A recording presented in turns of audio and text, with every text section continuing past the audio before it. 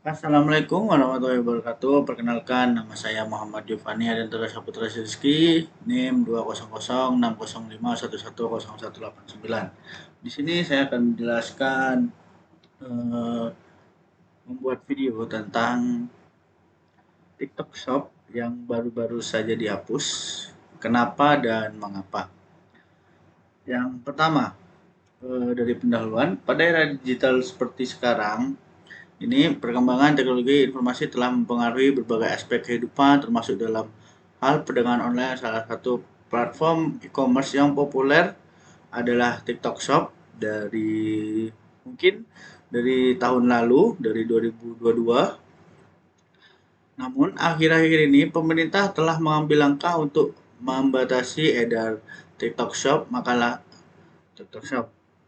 Nah, di sini saya akan membahas rumor atau alasan kenapa TikTok Shop dihapus. Yang pertama yaitu alasan pelarangan TikTok Shop.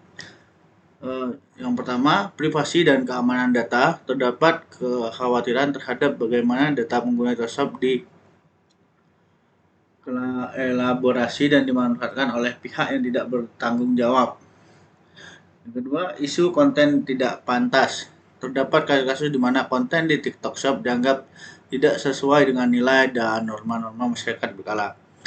Yang ketiga, regulasi perdagangan dan pajak. Pemerintah mungkin ingin mengontrol dan memastikan bahwa perdagangan online dijalankan sesuai dengan regulasi yang berlaku, termasuk perpajakan. Yang kedua itu perspektif user dan konsumen. Keamanan pengguna, beberapa pengguna mungkin merasa khawatir dan akan keamanan informasi pribadi mereka jika menggunakan TikTok Shop. Kedua, konten yang mengganggu atau tidak pantas, ada kemungkinan bahwa dapat terpapar dengan konten yang tidak sesuai dengan nilai atau keyakinan pribadi mereka. Di sini saya juga menyantumkan rumor yang akan kembalinya aplikasi serupa TikTok Shop. Tapi sebelum adanya TikTok Shop, online shop ini sudah ramai, yang itu ada Lazada, Tokopedia, Shopee, dan Blibli, dan juga lain-lainnya. Apakah aplikasi baru akan memperbaiki kelemahan lama? Jika ada aplikasi serupa yang akan muncul, apakah mereka akan memperbaiki kekurangan dan kelemahan yang dimiliki oleh TikTok Shop? 2. Pengawasan dari pemerintah. Bagaimana pemerintah akan mengawasi dan mengontrol aplikasi serupa tersebut untuk memastikan keamanan? Dampak bagi masyarakat yaitu dampak positifnya, dorongan untuk inovasi. Pelarangan TikTok Shop mungkin mendorong para pengembang untuk menciptakan solusi e-commerce yang lebih aman dan sesuai dengan regulasi. Peningkatan kesadaran privasi. Masyarakat dapat lebih waspada terhadap pentingnya menjaga privasi dan keamanan data pribadi mereka. Dampak negatifnya yaitu potensi kerugian ekonomi. Untuk dampak negatif ini lebih ke arah ke pengusaha dan penjual kecil yang mengandalkan TikTok Shop sebagai saluran penjualan dapat mengalami kerugian ekonomi akibat pelarangan ini. Kedua, kesulitan akses pada konsumen. Konsumen yang terbiasa dengan TikTok Shop mungkin mengalami kesulitan mencari platform alternatif. Kesimpulannya, pembatasan atau pelarangan TikTok Shop merupakan langkah yang diambil pemerintah dengan alasan yang bervariasi. Meskipun memiliki dampak positif dalam mendorong inovasi dan kesadaran privasi, tapi juga dapat menimbulkan dampak negatif terutama bagi pengusaha kecil dan konsumen. Oleh karena itu, penting bagi pemerintah dan industri untuk bekerja sama dalam mencari solusi yang menguntungkan semua pihak. Oke, untuk yang selanjutnya yaitu di sini saya sudah menyiapkan 2 video dari TikTok dan juga YouTube. Yang di mana kita disuruh stage minimal 2 sampai max 5 video untuk menjelaskan pendapat tentang tema dari TikTok Shop tersebut. Pertama, TikTok Indonesia resmi menghentikan transaksi e-commerce mulai 4 Oktober ini. Pemerintah menegaskan aktivitas sosial media dan e-commerce tidak boleh digabungkan. Yang pertama ini TikTok Indonesia telah mengeluarkan pernyataan resmi tertulis tidak akan memfasilitasi transaksi e-commerce pertanggal 4 Oktober 2023 mulai pukul 17 waktu Indonesia Barat. Hal itu menjawab polemik adanya transaksi jual beli dalam TikTok Shop yang bukan e-commerce. Di sisi pemerintah, Menteri Perdagangan Republik Indonesia Zulkifli Hasan menegaskan tidak melarang operasional TikTok Shop beroperasi di Indonesia, asalkan tidak menggabungkan antara sosial media dengan e-commerce. Jadi kan kita tidak melarang, hanya tidak boleh menyatukan. Jadi kalau dia sosial media silahkan, kalau dia mau sosial commerce boleh sampai iklan, boleh promosi. Tapi kalau menjadi e-commerce ya tentu dagang, transaksi, ada izinnya sendiri. Larangan pemerintah terkait aktivitas jual beli dalam TikTok sesuai peraturan Menteri Perdagangan Nomor 31 Tahun 2023 perihal perdagangan elektronik. Tim Liputan SCTV melaporkan. Oke, disclaimer, ini video saya ambil di TikTok dari liputan 6.sctv, yaitu apa sih opini saya tentang kenapa TikTok Shop ini dihapus. Menurut saya TikTok Shop ini sebenarnya tidak perlu dihapus ataupun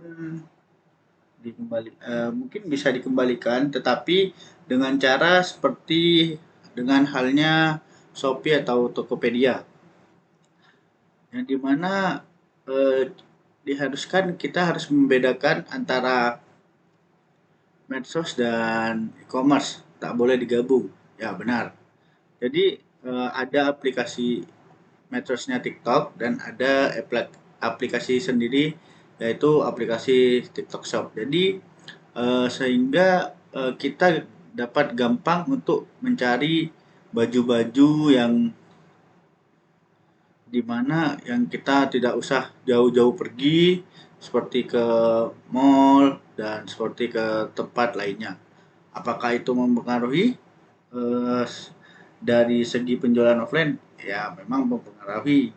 Tapi kan tidak semua orang juga ingin belanja di TikTok Shop dan ada juga yang ingin langsung mengecek ke offline store-nya. Oke, kita lanjut di video yang kedua. Presiden Jokowi pun buka suara mengenai pelarangan social commerce seperti TikTok Shop di Indonesia. Menurutnya Indonesia telat melakukan pelarangan ini sehingga efeknya sudah kemana-mana. Presiden juga memastikan pemerintah akan terus melindungi UMKM di platform digital. Yang besar regulasi tentang transformasi digital memang harus dibuat dengan lebih holistik, dari payungnya. Industri kreatif harus dipayungi, UMKM kita harus dipayungi dari terjangan dunia digital ini. Ini yang sedang dikerjakan oleh pemerintah. Tadi baru saja kita rapat terbatas memutuskan mengenai sosial media yang digunakan untuk e-commerce. Oke, dari video tadi yang saya ambil dari iNews, yaitu di mana UMKM itu harus kita jaga. Di sini saya setuju dengan arahan dari Bapak Jokowi, yaitu yang UMKM harus kita payungi juga, dan di mana saya sebenarnya setuju dan tidak setuju juga, yaitu sebenarnya apakah kan seharusnya UMKM ini juga bisa kita libatkan di dalam TikTok Shop juga, seperti misal contohnya saya membuka UMKM yaitu tentang makanan. Nah, makanan di TikTok Shop itu sudah banyak, sudah melimpah, dan juga sudah banyak dipasarkan. Jadi pendapat saya di sini yaitu sebaiknya kita sebelum balik lagi ke yang awal, yang dimana kita harus membedakan medsos dan e-commerce tersebut. Nah, untuk UMKM offline ini, UMKM yang berjualannya offline itu seharusnya bisa dimasukkan juga ke TikTok. Apabila yang membuka UMKM ini tidak ngerti, jadi bisa bertanya kepada seorang ataupun ke yang lebih berpengalaman. Nah, jadi untungnya yang membuka UMKM ini bisa mendapat untung di offline dan juga di online. Mungkin itu saja pendapat dari saya. Jika ada kata-kata yang kurang baik, mohon dimaafkan. Wassalamualaikum warahmatullahi wabarakatuh.